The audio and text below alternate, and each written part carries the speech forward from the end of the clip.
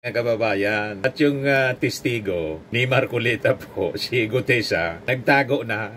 Na-found out yung affidavit kasi mga kababayan na peke yung notaryo. So peke din yung kanyang kwento. Di ba? Si Diskaya, ang sabi ni Diskaya doon sa investigation ng Blue Ribbon, wala niya akong direct knowledge na nag-uugnay kay Martin Romualdez.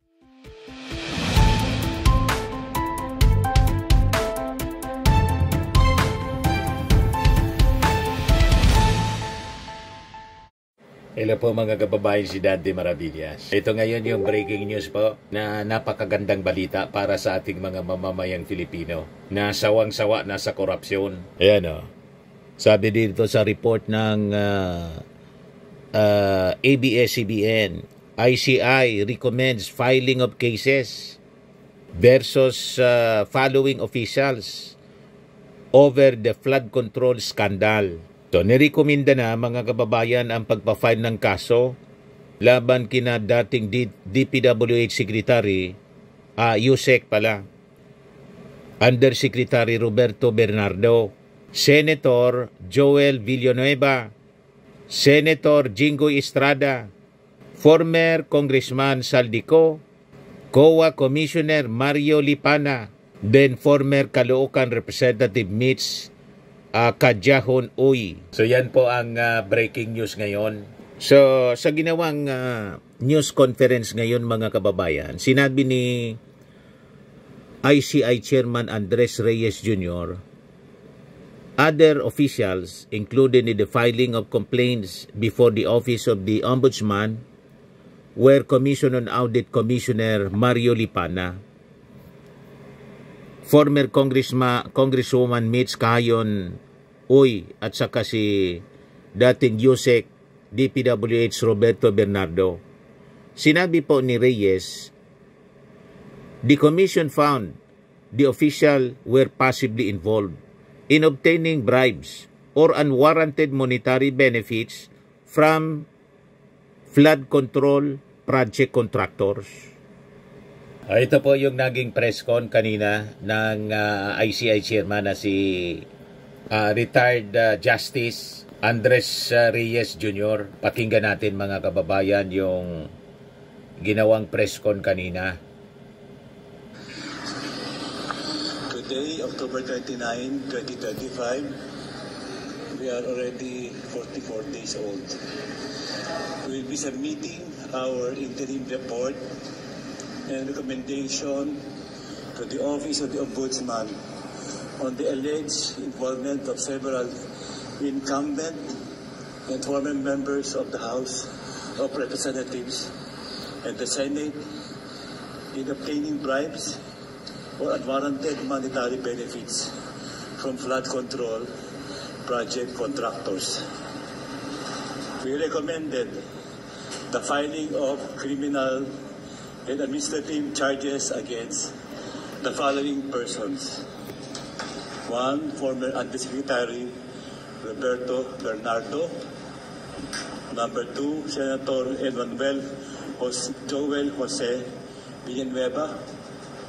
Number 3, Senator Jose Jinggoy Estrada Ejercito Jr. Number 4, former Congressman Elizalde Saldico. Number 5, COA Commissioner Mario Lipana. Number 6, former Congresswoman Mary Mitch Kahayon Uy. These persons have possibly committed these following violations: direct or indirect bribery, and corruption of public officials under Articles 210, 211, and 212 of the revised Penal Code. Corruption of public officers under Section 3B and 3E of the Public Act 3019. Plunder as defined and penalized under Section 2 of the Public Act 7080.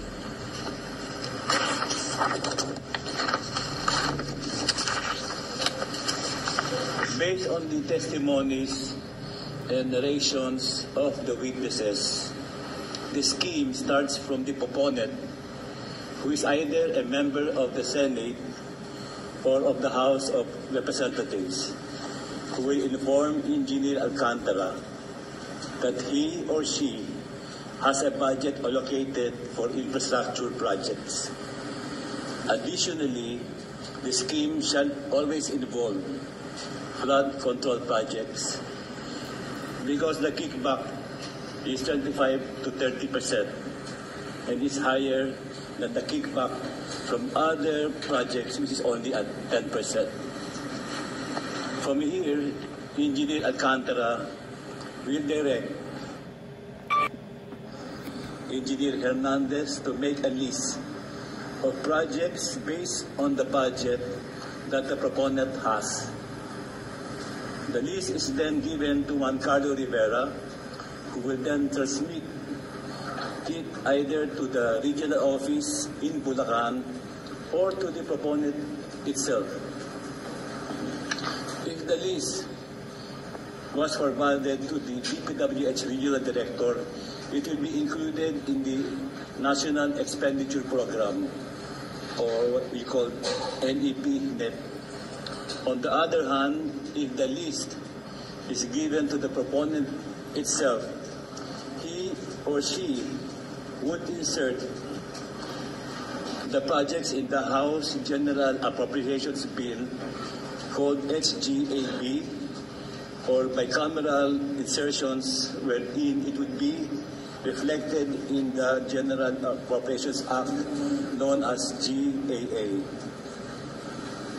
Once the projects were reflected in the NEP or GAA, Rivera will make a summary of the projects, while Engineer Alcantara would then choose the contractors who would then implement the project.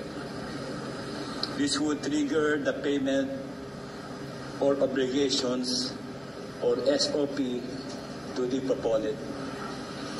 An advance payment of 10% of the budget allocation when the NEP is released, while the remaining 15% will be paid off to the proponent when the GAA is passed.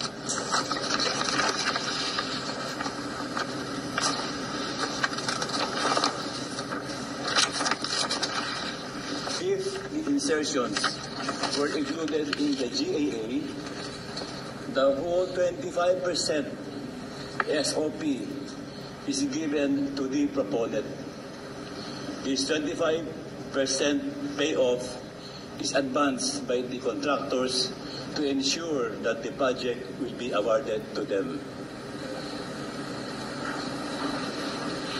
Their testimonies and affidavits named above-mentioned government officials or former government officials as primarily involved with these violations.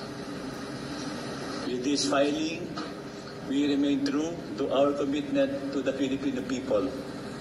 The one will be spared in this fight against corruption. Politicians and government officials will be investigated and charged by credible evidence.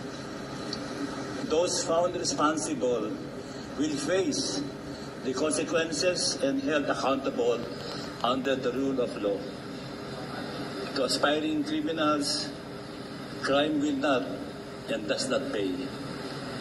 We will continue to investigate, follow the evidence, pursue charges to the very last man involved.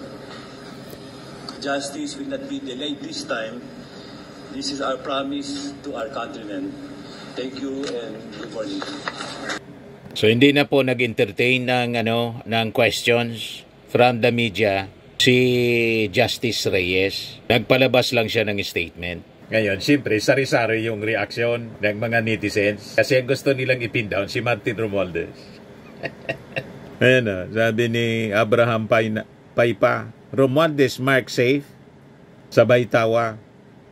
Sabi nito ni Baldosa, where was the head, Crocs, Romualdez? Umatake na naman po yung mga DDS. Roland Andres Daton, asa name ni Romualdez, Diyos ko. Yes, sabi po ni Jaime de Castro, Martin Romualdez was not initially included in the initial list of individuals recommended for legal action in the flood control case because investigations, including those by the National Bureau of Investigation, did not find sufficient evidence to include him.